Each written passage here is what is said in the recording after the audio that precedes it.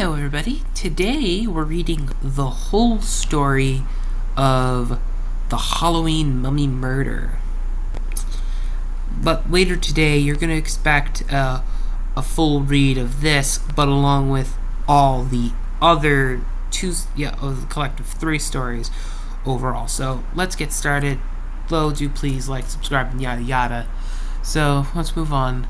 Chapter 1: Spooky Time of the Year. Late one night on October 1st, a man was walking home from his job. As he was heading home, he noticed someone was following him. But when he reached his home at Albert and Lyon, he noticed the strange figure again. But he also saw it was wrapped in bandages, and it was coming right towards him at a slow pace. But now at an increasingly fast pace, as the mummy reaches the man, the man screams for his life, but the only thing people hear is crack, and then the sound of a man crashing to the ground. Later that next day, Detective Lawrence arrives at the scene of the crime. "Who's the murder victim today?" asks Detective Lawrence. Constable Ryan responds with, Mr. Arlington Bradley. He worked at the store on Lyon and Somerset. The last person to see him was his friend Sam Crawford, who saw him leave work at about 6 p.m. But he died at 10 p.m., said Constable Ryan. Then Inspector Charles Hart says he could have been at the bar drinking. That would make sense. Well, that doesn't align with evidence. Doesn't align with evidence. There were people. It does align with evidence that there were people who they did see him at the bar around 9 p.m. Later that afternoon at the morgue, Dr. Ashford said that Mr. Arlington died from a broken neck, but also noticed an injection mark in the neck. So we checked him for toxins, and we found a deadly concentration of heroin in his system. Later that evening in the interrogation room, Detective Lawrence is questioning a friend of the victim who saw and heard his friend die from a distance. Detective Lawrence asks, "What did you notice when he died?" "I noticed that there's a mummy that came right up to him and stood right in front of him, and all I heard was crack, and then he collapsed to the ground. And that's why I called," Sam Crawford said. Detective Lawrence asks, "Does Mr. Arlington have any enemies?" Sam Crawford responds with, "Yes. There was this one guy, Ian Langley." Detective Lawrence asks, Where's this Ian Langley?" Sam Crawford responds with, "I would check his house at Kenton Bank." "Okay, and thank you, Sam Crawford. You are free to go," says Detective Lawrence. Chapter 2: Steps. So Ian Langley, we heard that you did not like the victim." Mr. Langley responds with, "Yes and no. You could kind of call us sort of friends with a deep running rivalry." Then Detective Lawrence says, "Okay, what do you mean, a rivalry? Over who or what?" Then Mr. Langley responds with, "Me and Mr. Arlington were both liking this girl, Miss Sally Blossom, and we were somewhat arguing over who got to take her out on a date. And one more thing, I do know someone who would try to kill Mr. Arlington. Another girl, a Miss Laura Abigail. She did not like the fact that we were trying to woo over Miss Sally Blossom. Why would this Laura Abigail kill?" asks Detective Lawrence. For some unknown reason, she hated us trying to woo her over."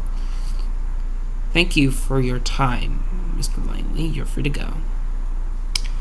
Later that evening around 8 p.m., Detective Lawrence arrives at his home when a mummy comes from right behind him and lunges at him, and the mummy grabs Detective Lawrence's throat, chokes him out as a gasp for air.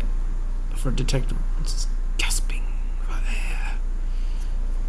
Before long, his friend Constable Ryan, who was doing a late-night stroll, noticed the commotion and tackled the mummy, but the mummy got away. As Detective Lawrence gets up, Constable Ryan asks, Are you alright, sir? Then suddenly Detective Lawrence and Constable Ryan hears a scream.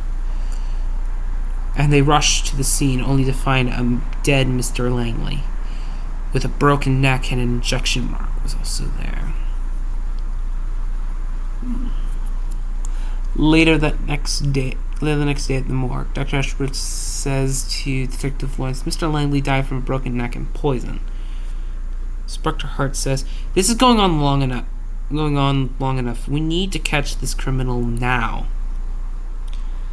Detective Lawrence, do you have a plan? I do have a plan, and it's very simple. The woman the men were fighting over, what if we bring her into the investigation and use her as one of our officers to lure out the killer? Chapter 3, Fall of the Dead.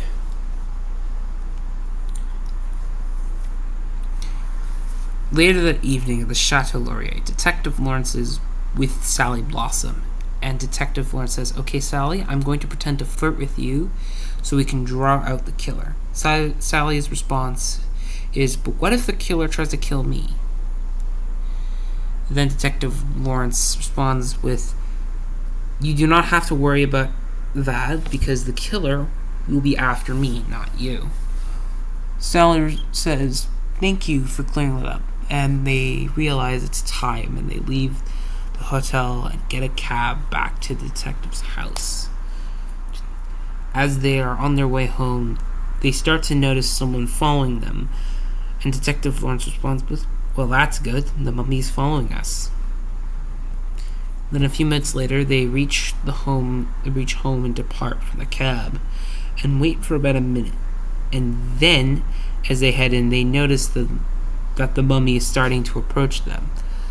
This has got to be the mummy we're looking for, says Detective Lawrence. Then suddenly, the mummy lunges at Detective Lawrence. The mummy then lands on Detective Lawrence's, and they have a struggle till Constable Ryan comes out from behind a bush and pulls the mummy off Detective Lawrence and tackles it to the ground. Then they unmask the fiend and find out it's Ms. Abigail. Later in the interrogation room, they ask, Did you kill the victims? Ms. Abigail responds with, Yes. Detective Lawrence asks, Why did you do it? Ms. Abigail responds with, It was because of a little thing that I would never make public, but I'm already going to prison, so I'm going to tell you anyways. I love Sally in a romantic way, but those two stinking men were in the way, so I thought I would strike them down and leave them out of the way so I would get my girl. Detective Lawrence says, In this case, I could probably guess that if it was more obvious. But I support you here, so I'm going to leave this forbidden love between you and Sally in the interrogation room, and there'll be no mention of this ever. You have my word. Then Ms. Abigail responds with, Thank you. Later that evening, Detective Lawrence tells Constable Ryan and Inspector Hart that today's case was kind of interesting. Let's hope if we have any cases like this again, it'd be a good one. Both Constable Ryan and Inspector Hart responds with, I agree. Then Detective Lawrence says, Good night. Alright, folks. I hope you liked the story. Please subscribe, and click the bell notification down below. And, well, this is the end of the short bit. In this case, I'm going to be reading. This will also be in the longer video with the other two stories. So, next time, when we get to the next story. See you in a minute. Bye. Okie dokie, welcome back for the next story, Murder at the Chateau. Well, we start with Murder at the Chateau, Chapter 1, Murder at the Chateau. One very late night on August 10th, 1922, at the Chateau Laurier, Mr. Galbani Stittsville was exiting his room when a translucent figure came up to him and stabbed him to death just outside of his room. Then hotel staff found his body a few minutes later. Earlier the next morning, Detective Lawrence arrives at the scene of the crime. Inspector Hart says that there were reports of a translucent figure that came right up to Mr. Stittsville and stabbed him to death. Ryan says out loud, "It must be a ghost." Detective Lawrence says in response, "Let's be logical here, it's not a ghost.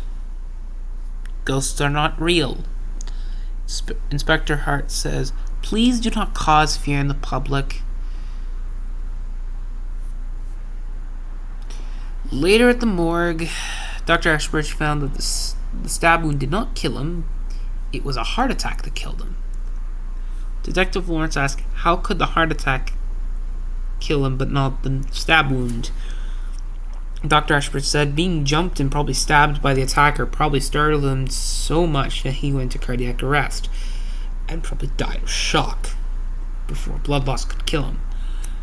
Later at the police station, Constable Ryan is spreading rumors that a ghost killed Mr. Stittsville, and then Detective Lawrence and Inspector Hart walks in and tells everyone to get back to work and tells Constable Ryan to stop spreading rumors. It's not a ghost, Detective Lawrence says, so we do not need to cause mass hysteria, alright? Constable Ryan... Alright, Constable Ryan? Constable Ryan says, alright. Later that day, a reporter from the Ottawa Citizen shows up saying, "Do you know anything about the ghosts at the Chateau Laurier?" Detective Lawrence responds with, "There is no ghost, please stop it and get out of the station." Then Inspector Hart hears the commotion and tells the reporter to also get out of the station now. Then Detective Lawrence says, "Well, this is at least different from the murders done by the seamstress." Then Inspector Hart says, "I agree." Chapter 2: The Ghost Within. Later the next day, Detective Lawrence is called down to the scene of the Chateau Laurier, where another person, a Miss April Stittsville, was stabbed to death. There are reports of another spectral figure. Detective Lawrence asks, "Will you be respectful and a logical constable?" Yes, Detective Constable Ryan says. Miss Stittsville was stabbed to death, says Dr. Ashbridge. Reporters do say that at each crime scene, people saw the ghost and looked like a man. Later that day, the inspector calls the detective into the interrogation room because they found a man that looked like the ghost. Detective Lawrence asks, What's your name?" And the man responds with, "My name is Chester William." The detective asks, "What connection did you have to each of the victims?" "I worked for their business, the Stittsville Sawmill Company. I asked for better work conditions, but they said no and told me to shut up. And then they tried to persuade them. I tried to persuade them more, and they just fired me and put me in jail for false accusation of robbery." As he's interrogating Mr. William, Inspector Hart comes into the interrogation and tells Detective Lawrence that another murder victim was found at the Chateau Laurier, and people said they saw the ghost again. Detective Lawrence says, "Mr. Williams, you're free to go. You're not the murderer." Well, now it is Chapter 3. The ghost's time is running out. At the scene of the crime at the Chateau Laurier, Detective Lawrence says, "Come on. Really? Again? Who is it this time?" "Mr. Charles Stittsville," says Constable Ryan. Later at the station house, another person who looks like the ghost, this time a Mr. David Stittsville. Then Detective Lawrence responds with, "I heard that you and your family didn't get along." David responded back with, "Yes, we didn't get along, but I wouldn't kill them. It's kind of stupid to even try. Why would I bother those unintelligent birds?"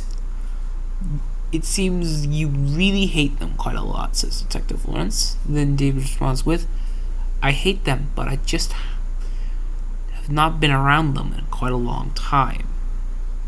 And to tell you, I was not around Ottawa when they were killed. Constable Ryan goes to the interrogation to tell Detective Lawrence that there was an attempt murder on another member of the Stittsville family, but an officer prevented the murder. Did they catch this ghost? Detective Lawrence asks. Constable Ryan responds with, no, the ghost got away, but the constable's coat, there's something rubbed off the constable's coat. The lab found out that what rubbed off on the constable's coat was a radium-based paint that is used for watchdials. So that's how the ghost was able to glow. But who was the family member that was almost murdered? Asks Detective Lawrence. Constable Ryan responds with, a Miss Charlotte Stittsville. Well, Chapter 4. Time's up. Later at the police station, Charlotte says, oh, thank God for the constable that saved my life. But I don't want to be constantly on the run for someone trying to kill me. Detective Lawrence says, I know you don't want to be on the run, so that's why we're making up a plan to catch the ghost. What's the plan? Asks Charlotte. The plan is simple. Someone will disguise as you, attending the hotel with the constable stationed in all the other rooms surrounding you. The ghost will try to kill what they believe is you, but it will be someone else. And as they're talking about their plan to Miss Charlotte, Dr. Ellie Ashbridge walks in. Detective Lawrence says, that's the perfect person to cover for you. Ashbridge says, oh, come on, really? Then Inspector Hart says, don't worry, Miss Ashbridge. There will be constables there when you call for them. Dr. Ashbridge says, okay. Later at the Chateau Laurier, Dr. Ellie Ashbridge, disguised as Charlotte Stittsville, books her room, and later, as she goes up to open her door to her room, the ghost shows up and tries to attack Miss Ashbridge. And as she screams for help, an army of constables comes out to save Ashbridge from the certain death, and also catches the ghost, which is revealed to be Mr. Chester Williams. And then Detective Lawrence says, Mr. Williams, you're under arrest. Later in the interrogation room, Mr. Williams told Detective Lawrence that I was not just the murderer, but David Stittsville as well. We both killed the family members, so Mr. Stittsville could get his father's inheritance. When Mr. David Stittsville arrived, he said, yep, I killed them because I wanted the inheritance of those slimy buffoons, and I was caught by a girl. Detective Lawrence says, Mr. Stittsville, you're under arrest. Later the next day, Detective Lawrence tells Dr. Ellie Ashbridge, well, she did a good job yesterday, and peace with your life, and bye. In this case, the next story we're going to move on to is, well, the seamstress. The original. You might. The original. The gray. In this case, since the original, the story was edited, so it's different toward the end, and bits throughout have been changed a little bit. But I hope you like it. 3, 2, 1, let's start. The Seamstress, Chapter 1, The Beginnings. The year is 1921. It's a cold, dark Christmas Eve at the Chateau Laurier. As the parties continue on, Mr. Joseph Carlsbad is sipping his drink. An attractive woman comes up to Mr. Carlsbad and starts flirting with him.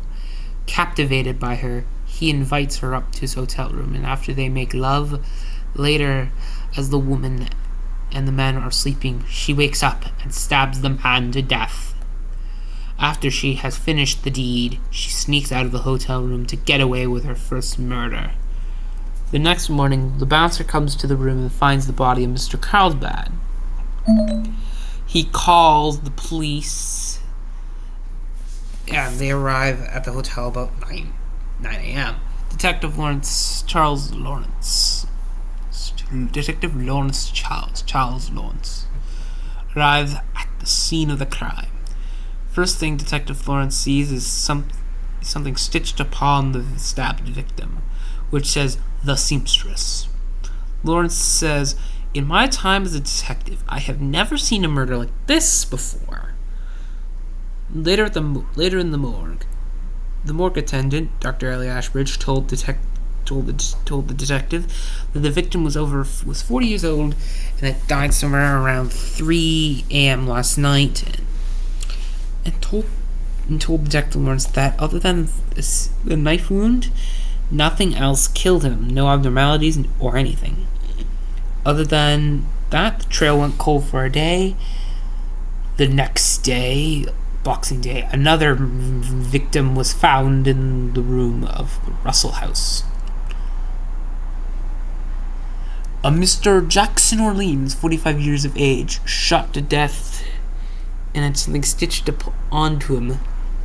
And at the previous incident, at the Shadow Lorry, it said, "The Seamstress." Back at the morgue, Dr. Ellie Ashbridge said he died somewhere around 10 p.m. last night, and this time, instead of being stabbed, he was shot.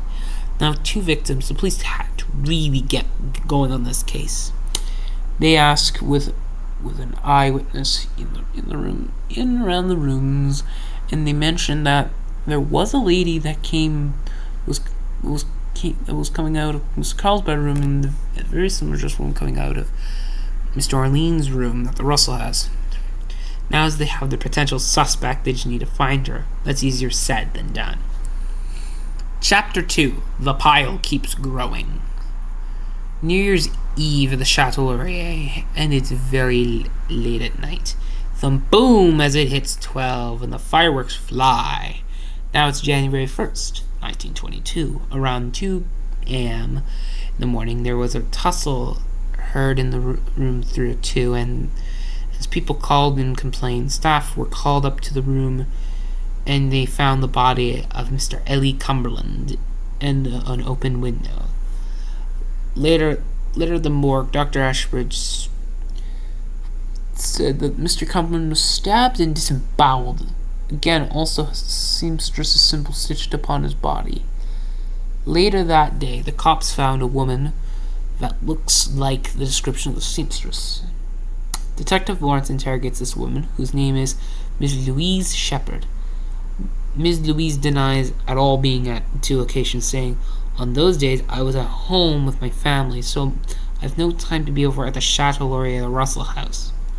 My husband and my children could easily vouch that I was home on those days." She was home on those days. Now, later the day, her husband and her children said that on those days she was home. Now the only suspect knocked off their list. There were no new suspects. The case went cold again for months until the day before Easter Sunday. Again, at the Chateau Laurier, another middle-aged man, a Sir Ian March, found dead in room 303, poisoned and brutally disemboweled and naked. The same felt patch as the other victims. As the police were getting nowhere, Detective Lawrence says, "There is no active suspects. There's little evidence. This murder is intelligent with their actions. They're making sure to hide any evidence that they were there. How are we going to find them?" As Detective Lawrence is getting close to giving up, some good news about a new person who has been seen at each crime scene, leaving the same halls that each of the victims' rooms were in, and he has a connection to each of the victims as a former worker of their business. It says, in the interrogation room, the suspect, Philip Nathans, is denying that he has done anything wrong. Detective Lawrence says, "You have lots of connections to each of the victims, and you had ample motive." But Nathan fires back with, "I don't care about them. I wouldn't have had the means or excuse to murder them. I simply just a former employee of theirs." "Why are you a former employee?" Detective Lawrence asks. Simply, I simply just I simply asked for a raise repeatedly, and I got no. And they said no, and eventually they were just irritated, and they fired me. So you're just wrong, Nathan says. Then Constable Ryan interrupts the interrogation. There has been another murder by the seamstress, says Constable Ryan. Chapter 3. The past is catching up with the seamstress. Detective Lawrence arrives at the scene of the crime, Chateau Lafayette. Mr. Charles Munster stabbed to death on the floor of his hotel room just before the doors, so there was an attempt to escape, but the seamstress got to him.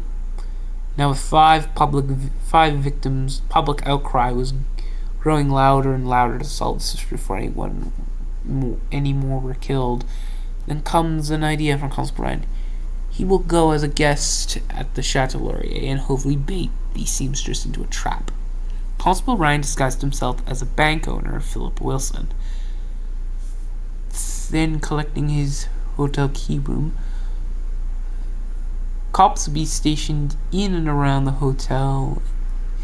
In the plan, where Constable Ryan brings the seamstress into the bedroom to hopefully catch the seamstress in the act of trying to kill the constable, and hopefully not leading to the constable's to his demise, but he's willing to give his life for the badge. Later, around 8:06 p.m., the plan is set in place and everything is ready to go. And now enters Philip Wilson. While he's collecting his key to his room, a woman shows up right beside him trying to seduce him. Then Philip Wilson gets his key to room 508. Then he heads out with the woman who found the front desk, and they go up to his room. They make love for a while. There they are around 10:02. The woman wakes up and suddenly it seems that she just pulled out a knife and tries to murder the constable, but the constable wrestles the knife from her hands and the constable yells for help. Then Detective Lawrence pops out of the closet, who has been in the closet since 6 p.m. in a fighting position. Then the woman reveals herself as the seamstress, pulling out a gun and starts trying to shoot Philip Wilson, who has revealed himself as Constable Ryan. Constable Ryan and Detective Lawrence, they start dodging bullets left, right, and center. Then Inspector Charles Hart strikes the killing blow, but before the seamstress dies, she says, "I did kill all those men because men are evil." As she dies of blood loss, the murderous seamstress is now dead. And later the next day, Dr. Ashbridge reveals the identity of the seamstress as Ms. Delaberry, a widow who was mentally unstable and had an abusive husband. As the seamstress is now dead, there will be no more threats from the seamstress again, says Detective Lawrence. But Constable Ryan asks, "Were you in the room while me and the seamstress were doing the deed?" Detective Lawrence starts slowly backing out of the room before he starts running for the wind. And Constable Ryan starts chasing after him. Well, here, if the story is done, I hope you liked it. And yes, this was the bit I added. It's fixing a few things in the original story. I hope you like it. Please subscribe, and bye.